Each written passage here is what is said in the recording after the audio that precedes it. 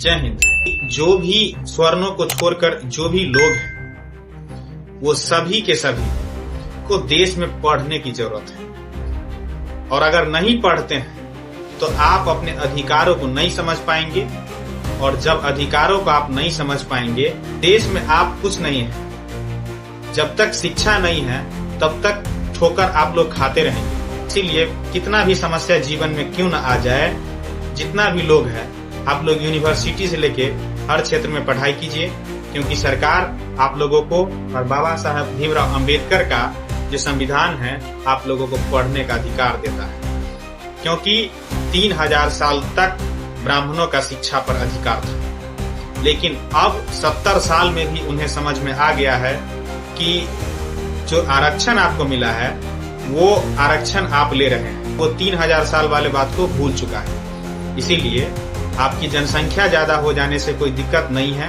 आपके अंदर एकता नहीं है और एजुकेशन नहीं है, इसीलिए आप लोग ठोकर खा रहे हैं। और अगर आप चाहते हैं कि हमारे देश के अंदर कोई अन्य राज न करे, कि एक अच्छे नागरिक राज करे, एक अच्छे व्यक्ति राज करे, तो आप सभी लोगों को पढ़ना होगा।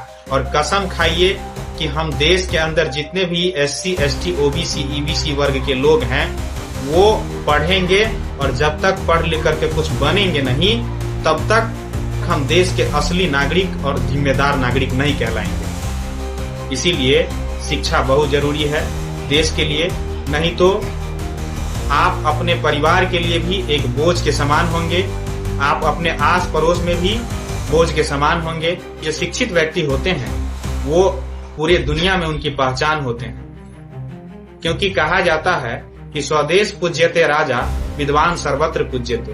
राजा की पूजा केवल अपने देशों में होती है, लेकिन विद्वान की पूजा पूरी दुनिया में होती है, और ऐसे ही बाबा साहब भीमराव अंबेडकर के साथ हुआ था। इसीलिए अगर आप अपने अधिकारों का सही फायदा उठाना चाहते हैं, आप अपने अधिकारों को समझना चाहते हैं, आप भारत देश को समझना चाहते हैं, आप अपने जिंदगी को समझना चाहते हैं, आप एकता को समझना चाहते हैं, आप सभी लोगों को समझना चाहते हैं, तो आपको शिक्षा अध्ययन करना बहुत जरूरी है, शिक्षित होना बहुत जरूरी है।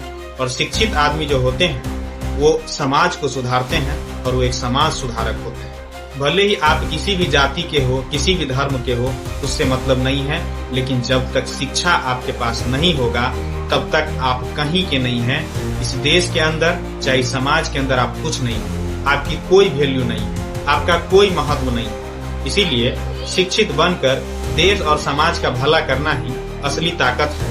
और ये UGC बिल से रिलेटेड जो बातें मैंने बताया है उसमें भी ये चीजें लागू होता है कि जो व्यक्ति शिक्षित और समझदार है अपने फायदा का सही इस्तेमाल करता है, लेकिन जो शिक्षित और समझदार नहीं है वो जनसंख्या ज्यादा होने के बावजूद भी वो परेशान होते हैं, और उसे पता नहीं होता है कि सच्चाई क्या है, अच्छाई क्या है, बुराई क्या है, सही और गलत का फर्क क्या है, ये सभी नहीं समझ पाते हैं।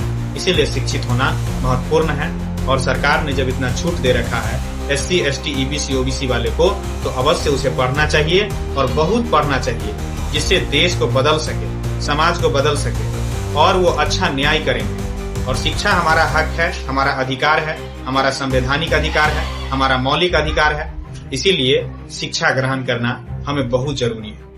अगर हम इस देश के अंदर जीवित हैं और सिर्फ खा करके अपने जिंदगी परिवार के साथ गुजारते हैं तो ये कोई जिंदगी नहीं है। जिंदगी तो ये है कि जब हम इस देश के अंदर आए और देश का भला नहीं कर सके, समाज का भला नहीं कर सके, लोगों का भला नहीं कर सके, सही अधिकारों का फायदा नहीं उठा सके, गलत को गलत न कर सके, सही को सही न कर सके, तो आपका जीवन जीवन नहीं है, बल्कि वो जिंदगी नर्क है।